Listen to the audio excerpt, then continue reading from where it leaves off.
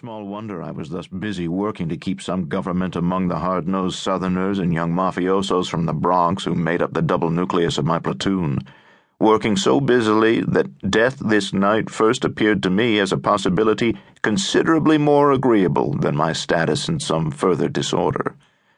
I really didn't care much longer whether I stayed alive. When I steered us up the hill, therefore, to get pinned down in a long bad line 100 feet from the summit, a modest twin dome, a double hill with a German machine gun on one knoll and a German machine gun on the other, I was so ready to die in atonement I was not even scared. Trapped beneath a rusty sputter, the guns had not quite found me nor any of the others, the full moon giving a fine stain to the salient of our mood, which was fear and funk and a sniff of the grave. I could none the less feel danger withdraw from me like an angel. Withdraw like a retreating wave over a quiet sea, sinking quietly into the sand. And I stood, and then I ran. I ran up the hill into the aisle of safety I felt opening for me, which is part of what captured that large decoration later, because the route I took was under the separate fire of each of those guns, and the two together could stitch you to a pulp. Their fire was jagged, however. It was startled. And as I ran, I threw my carbine away, out 10 yards to the front of me, crossed my arms to pull a grenade from each shirt pocket, pulled the rings with my teeth, which I had hardly been able to do in practice, much too hard on the teeth, released the spoon handles, the fuse now lit and spitting, and shot my arms out like the wings of the letter Y.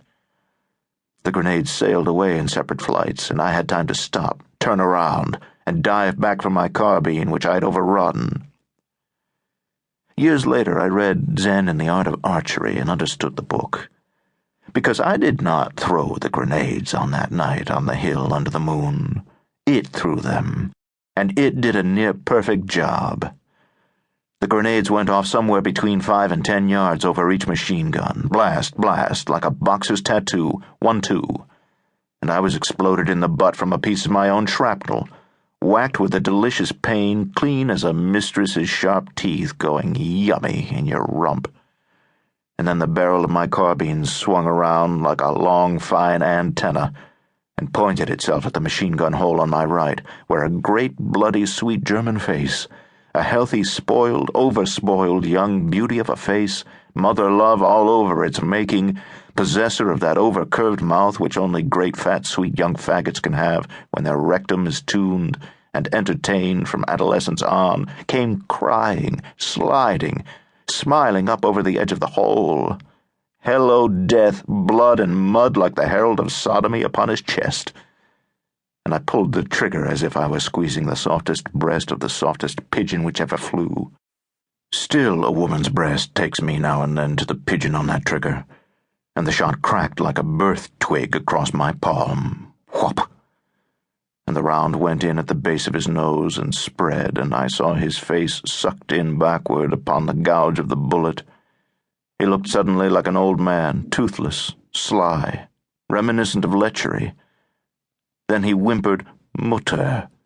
One yelp from the first memory of the womb, and down he went into his own blood, just in time, timed like the interval in a shooting gallery, for the next was up, his whole mate, a hard, avenging spectre with a pistol in his hand and one arm off, blown off, rectitude like a stringer of saliva across the straight edge of his lip, the straightest lip I ever saw, German Protestant rectitude.